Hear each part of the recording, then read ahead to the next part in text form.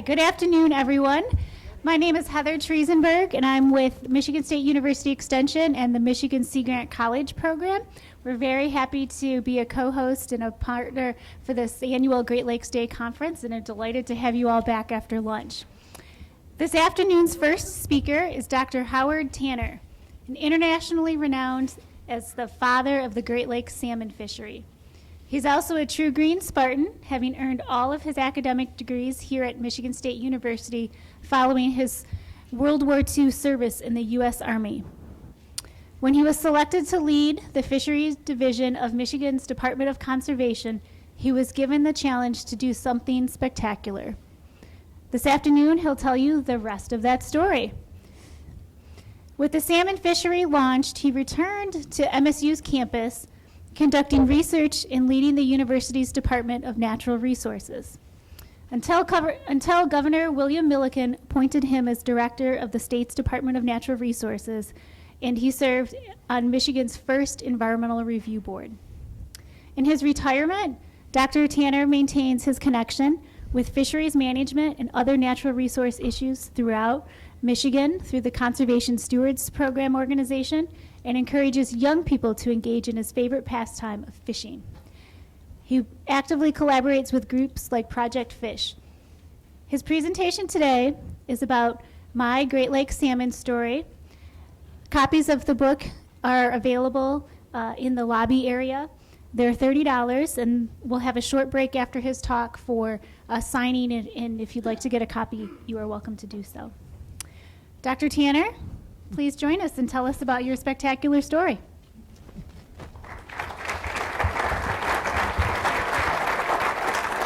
Well, I've debated how I was going to approach this afternoon and thrown away most of it. But I want to start with the focal point of the my decision to stock salmon in the Great Lakes, and what made that possible and what followed that. And the situation was so incredibly favorable that I go back to it as probably certainly the peak of my professional life, and an opportunity that I just I don't fail to mention to myself as I look back over the years. It governed everything I did after that. And so I'm going to talk about it. And of course it's the point in my book that I hope that many of you read. But very quickly, there are a lot of things in my early life that prepared me for the position to be at that time to make that decision.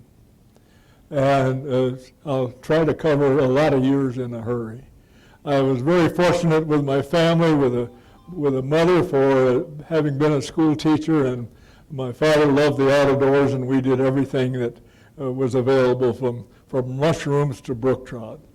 And high school was satisfactory in the little town of Bel Air, Michigan. And we were in the largest class in the history of the school. There was 19 of us. So that was my early part, and the year that I was 18 was quite memorable. I turned 18, I started college at Western Michigan, and I met a girl named Helen, and we'll celebrate our 75th anniversary later this year. And,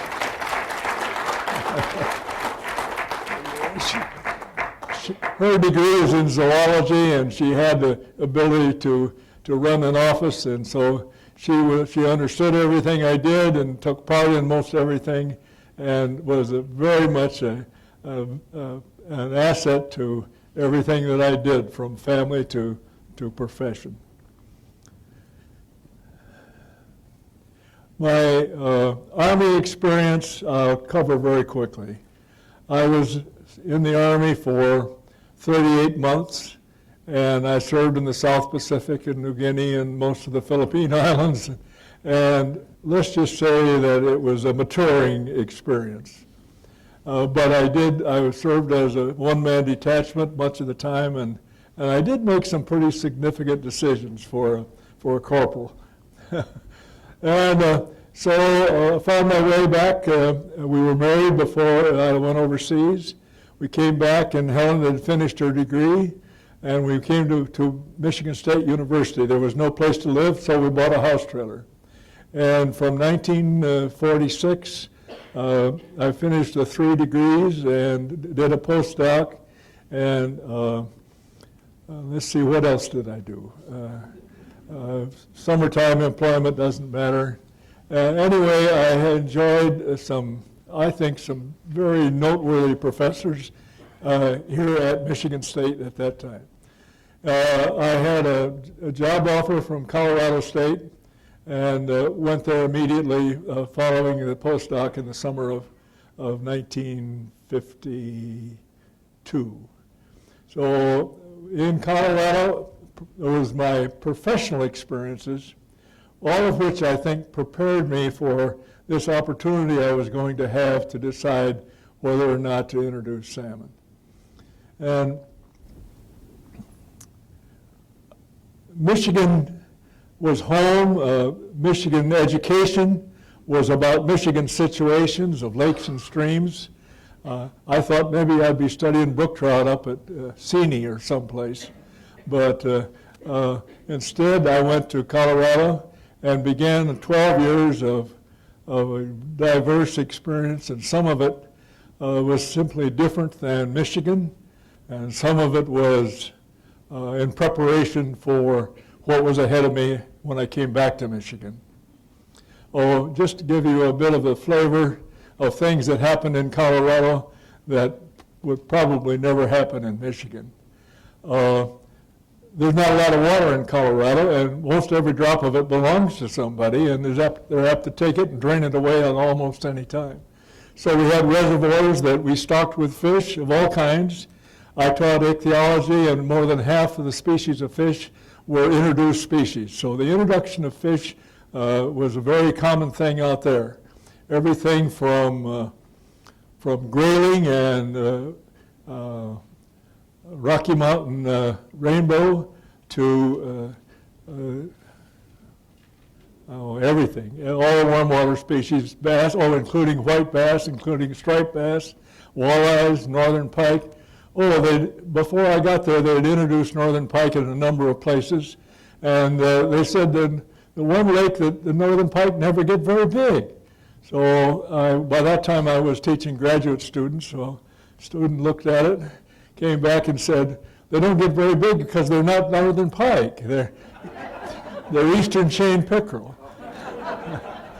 And more flavor, I had from the years about 54 to 60, I had 22, 23 graduate students, and the diversity of their experiences were the diversity of mine as well. And we as a department were building lakes wherever we could.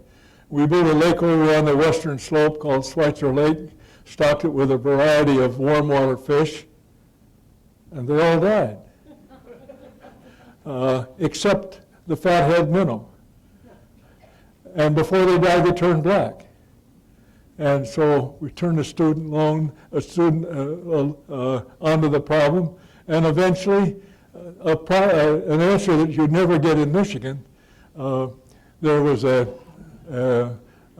soil toxin, dieldrin, not dieldrin. I'll come to it later.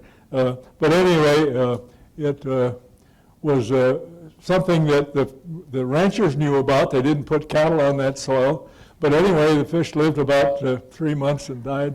And that was one. And then we took part in a national study. Why did, in some lots of hatchery rainbow, why did 80% of them turn out with hepatoma liver cancer? So we had a small piece of that. So had a great diversity, particularly, one more. Now I'm over into, I'm chief of fisheries research, and I have 8 or 9 biologists, and one of them was responsible, had been responsible for quite a long time in stocking kokanee into Colorado, and very successful. A plankton feeder feeding in reservoirs that had great fluctuation. Sometimes plankton was about the only food supply. Anyway, kokanee was well established in a variety of lakes and frequently stocked. And he wanted to stock coho salmon. And I didn't know anything about coho salmon. I did soon. I went to the West Coast to sample it. But he did a thorough review. And my research for coho was basically to review his review. And maybe the salient points of that review was that in Montana, there had been a stocking of coho that completed a life cycle. But the really telling one was in California, where they had kept 3 generations of coho in a hatchery. So the question that was immediately raised to me when I came back to stock coho in Michigan was, well, they have to go to salt water. And it was clear that there was no obligatory reason for the salmon to spend time in salt water. So those experiences, I had some interesting survival episodes in Colorado. I got buried in an avalanche. I got shot. And so not only do I respect the experiences that I had, that I marvel that somehow I'm still here. And there was one I left out back in the Philippine Islands during World War II. I got my orders over the radio into teletype machines. I checked the teletype every day. I was expecting to go home soon. The orders came in for me to take first available aircraft to Manila. But I had a Jeep and not much to do, and so when the orders came in, I had already gone fishing. Somehow it reminds me of the expression, you can't keep a squirrel on the ground in tree country. So I had the opportunity and I was off, and I came back that afternoon and there were some long faces in the office. Another person had received the same orders that I was supposed to have received. The plane took off and crashed in the South China Sea, killing everybody on board. So my orders came again, and I took the plane the next day, and I didn't fly for 6 years after that. So those were some of my experience of personal. So I came back to Michigan, and here are the other facets of that decision. Michigan was alive with change. There was, I tend to blame it on the fact that the members of the greatest generation were moving into pieces of authority and setting standards and moving ahead and making choices. But it was more than that. The so-called environmental movement was underway. Michigan United Conservation Clubs had gathered several hundred dead ducks, oil-soaked ducks from the Detroit River, and dumped them on the lawn of the Capitol. There was numerous groups that were announcing that they were in the environmental movement. The DDT was becoming identified as a lot of problems. Rachel Carlson had written her book, and the title, Silent Spring, came from research done on the campus of Michigan State University. Michigan was in the middle of the beginning of this. So one day in Colorado, I got a phone call, and they said, "Why haven't you applied for the opening as chief of fisheries?" I said, "I didn't know about it." And they said, "Well, do you want to apply?" I said, "Probably." And Helen and I talked it over that night extensively. We were very happy in Colorado. We had our 3 children by that time, and I was happy in what I was doing, and I wasn't paid an awful lot of money. Maybe that would be worth mentioning as a contrast. I had been there 12 years with numerous promotions, and I was making $10,800 a year. When Michigan offered me 15, part of the reason for coming back. But I'm an only child, my wife's an only child, and we had aging parents back here. There was numerous reasons, and Colorado is really a very dry state. And so Michigan with the Great Lakes was really the focal point for a career in fisheries. So I came back and I found director to be Ralph McMillan, who I knew a little bit in graduate school. He was now director. He was a biologist, maybe one of the first professionally trained people in that position of supervision and leadership.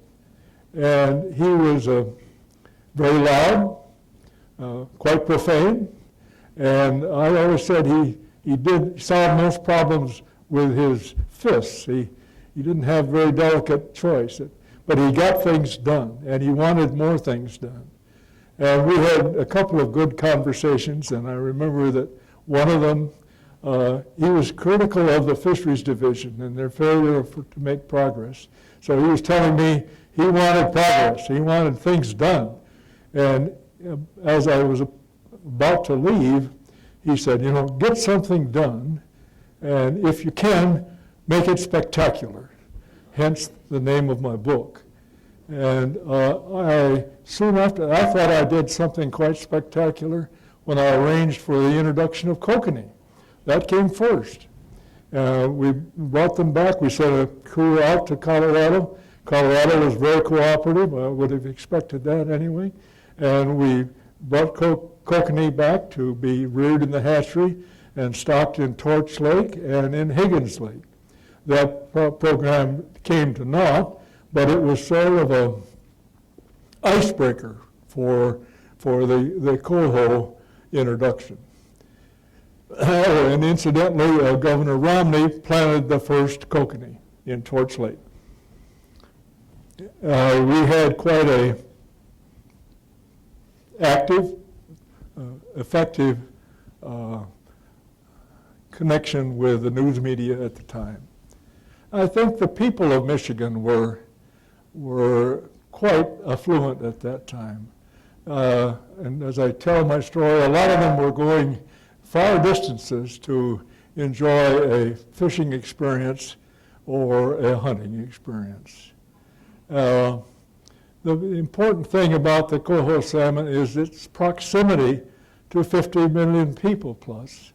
So anyway, there was a situation of people, and government was changing. Not only was it Ralph McMillan, but there was a new constitution written. It was written just over here in the International Center with President Hanna as the chair. So Michigan had just rewritten their constitution.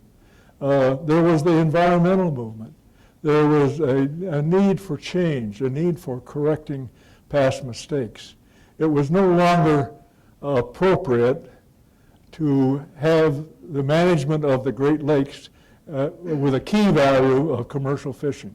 There was just loud, clear signals that recreational fishing would be much more valuable and meet the criteria of manage the resource for the greatest good, for the greatest number, for the longest period of time.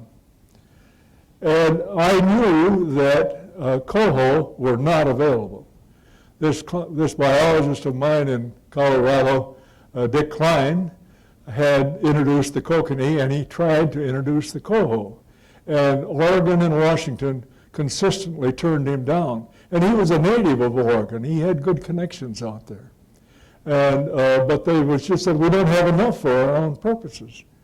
And so we ended up, while I was still in Colorado, still chief of fisheries research, he got, I think, 350,000 eggs from a private source. And we introduced those into Colorado, into Granby Reservoir. And nothing happened. The Granby fluctuated in volume about 25 or 30% every year. There wasn't a lot in the way of a forage base, and the coho lived, but they never survived. And some of that was after I left Colorado. So I came back to Michigan. I was asked to make a change, dramatic if I could, and I had introduced kokanee, and I thought that was pretty significant, spectacular. But then comes the moment. I went home one night, and probably mid-evening, I got a phone call. I think it was from my major professor, Bob Ball, who was visiting a daughter out in Oregon or Washington. And he said to me, "Do you know that there's a surplus of coho on the West Coast?" All of these things had to happen at about the same time, from my experiences to the situation in Michigan to things that were going on to professional members of the greatest generation taking control, and then a breakthrough with a new feed that produced more vigorous smolts in the Columbia Basin. And so those smolts had time to return. For the very first time, there was a surplus of coho on the West Coast. So anyway, I listened to the message, and I figured very likely he was correct, but everything I had heard up to that time, that was not true. There was not coho available. And so I went to bed that night. I didn't sleep, but thinking about what would happen if those coho were truly available, and could I get some if I asked? Well, while in Colorado, I was active in the American Fisheries Society, and I served on committees and so forth with the chief of fisheries in Oregon and Washington. I knew them as Ernie Jeffers and Cliff Millenbach.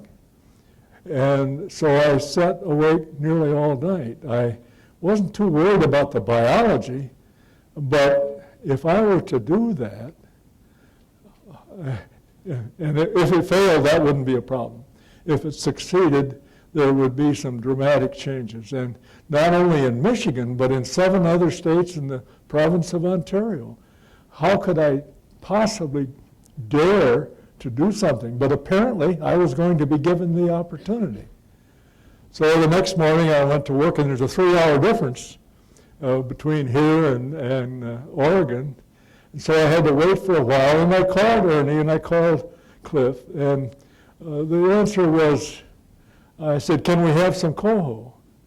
And they would say, "Well, maybe," or perhaps. They were saying they would have to get some permission, and of course I would have to get some permission, at least from my director. And so I said, "Well, if I get a formal request to you for coho, can you respond positively?" And they said, "Maybe, we'll try." And they didn't know anything about the Great Lakes.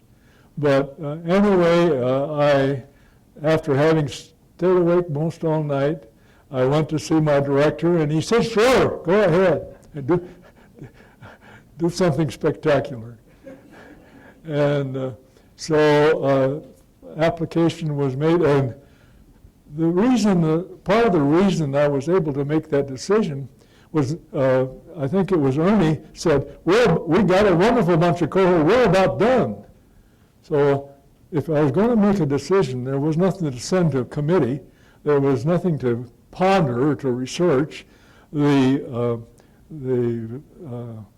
literature research that we've done in Colorado was my only research on coho, but we had done that much at least.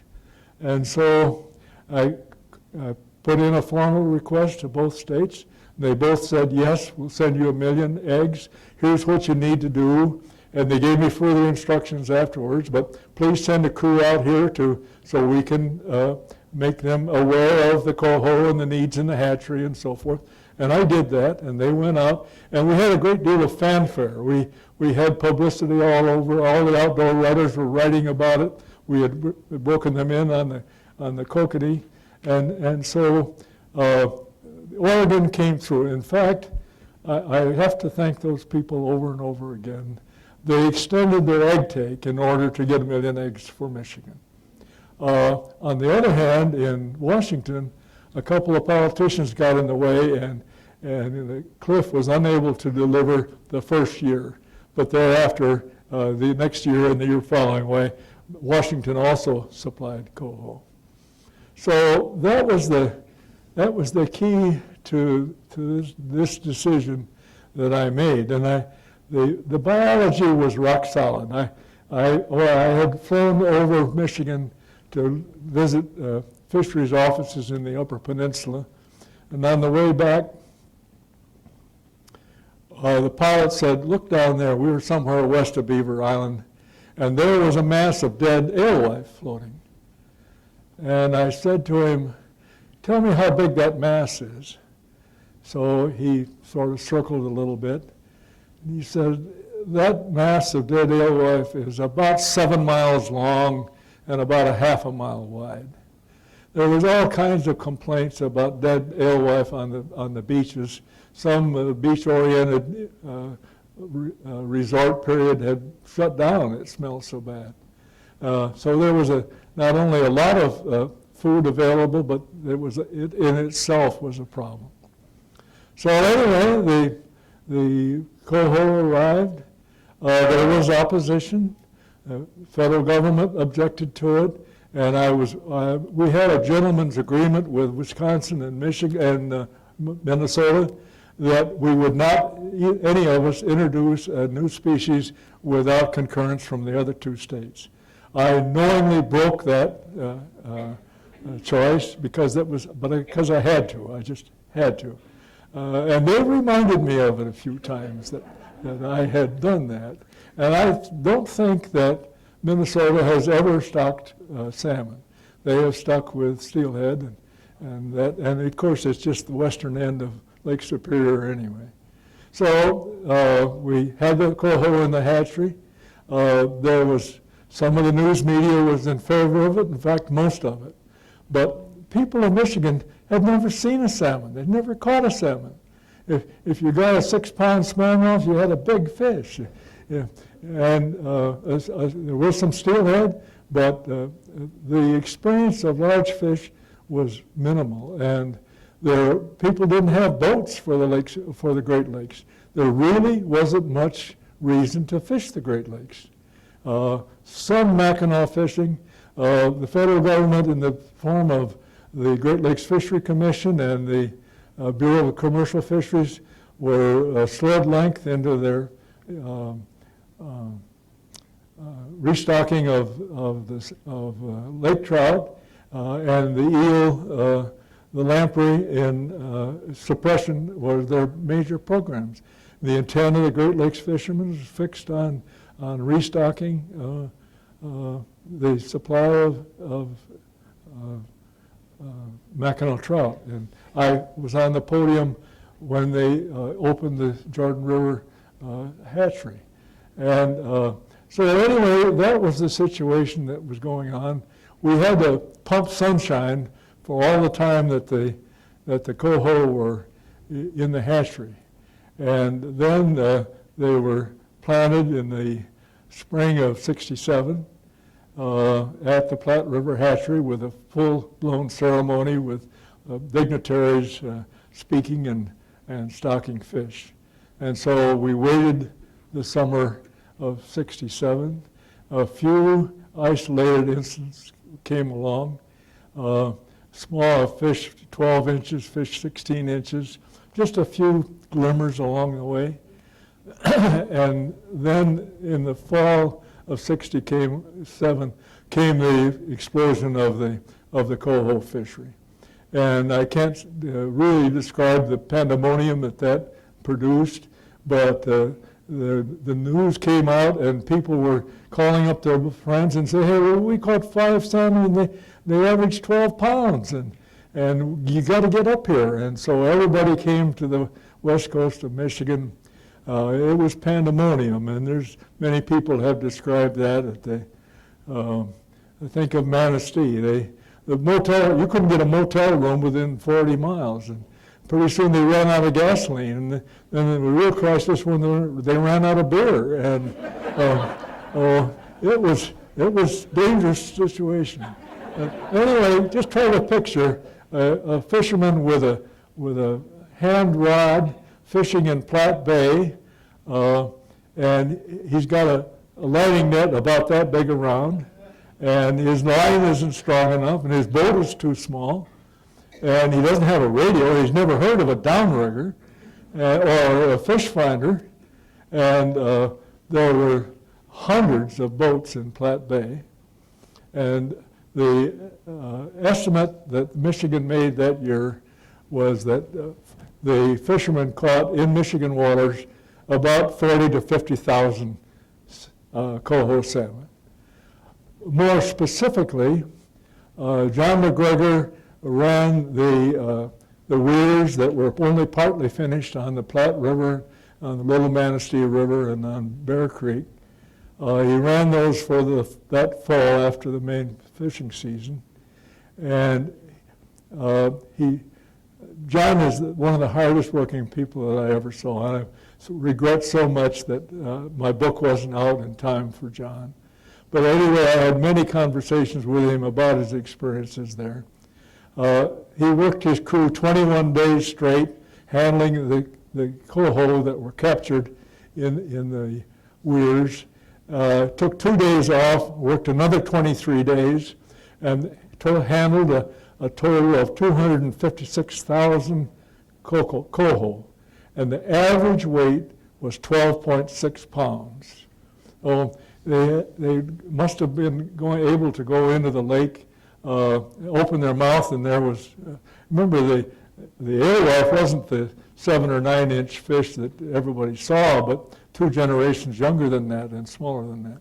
We never found out how much the gillnets in Wisconsin might have harvested, or Illinois. In Indiana, they said 10,000 fish, but that was a swag if I ever heard one. And so many of we didn't have any creel census or anything. It was Katie by the door. And so that was the explosive answer to the stocking of the coho. And it was on my mind that I had done something that would affect the other 7 states and the province of Ontario, but it was turning out okay. In fact, going back after I had spent that night thinking about whether or not to ask for coho, I told my wife, I'm either going to be a hero or I'm going to be a bum, and right now I'm not sure which. I may turn out to be the Benedict Arnold of the fisheries world, depending if something goes wrong, because I was there and I was the one to make the decision. And so the rest of it is pretty much history. The economic value, the sustained fishery for 50 years, the problems that have developed since then, totally unheard of at the time. That's my part of the coho story. And I'm not aware of how long I may have been talking. If there's time, I would welcome questions. And I don't hear well because I don't see well either.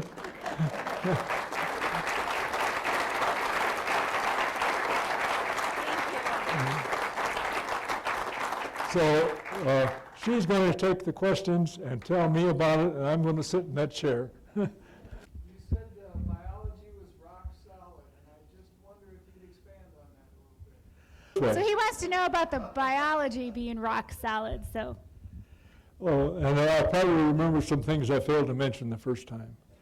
But there was a huge amount of alewife, very similar to some of the prey species in the Pacific, and that the salmon customarily fed on. The temperature was right. There was experience elsewhere with coho in fresh water. They lacked the food supply that we had. We had spawning streams where the steelhead spawn, where the brown trout spawn, coming in from the Great Lakes, And so I felt that all of the elements of a biological fit was there, and particularly the food supply. And I failed to mention one thing. After this first fall of fishing success, there had been multiple years of huge numbers of dead alewife on the beaches. In the summer or spring of '67, it was the worst ever. What probably had happened is that an invasive species had finally encountered the ceiling, and there was some limit that they had encountered, and the die-off was huge. And the next summer, there was almost no dead alewife on the beaches. And everybody knew that the coho did it. And we said, no, there wasn't enough coho out there to make a dent in that population. And then about that time, we shut up and said, okay, we'll take the credit for it. So how did the other states and provinces find out about the decision? Before of course, the news media dealt with it extensively. Some of the news media was in opposition. There was official opposition from the Bureau of Commercial Fisheries. I went before there was any salmon planted to the Great Lakes Fishery Commission and presented what our program was going to be. They very politely listened to me, and I finished in about half an hour, and there was not a question, there was silence, and pretty soon the chair said, next issue. And so I visited Fent Carbine to see if there was anything that we could work together on. He didn't want to meet me in his office, he wanted me to meet me at his home in Ann Arbor. So I went there, and the discussion was very short. He very politely said, Howard, we have no common ground. And that was the end of that. Some of the environment people took as dogma that you never introduce a non-native species. And to a large extent, that's pretty good advice. But salmon and trout have been stocked around the world, mainly by England during its colonial days. And there are very few examples of where a problem was produced. I was aware of a problem in Colorado where brook trout had been stocked to the detriment of the native cutthroat. And I searched further. I found out where rainbow stocked in Lake Titicaca in South America had eaten the smaller fish, which was the basic catch of the existing food fishery in that area. So I don't find very many mistakes. Oh, and I didn't do this, but I take it as correct. There is a record of salmon being stocked at least 35 times prior to the introduction of the coho in the Great Lakes. Please join me in thanking Dr. Tanner for being a speaker this afternoon.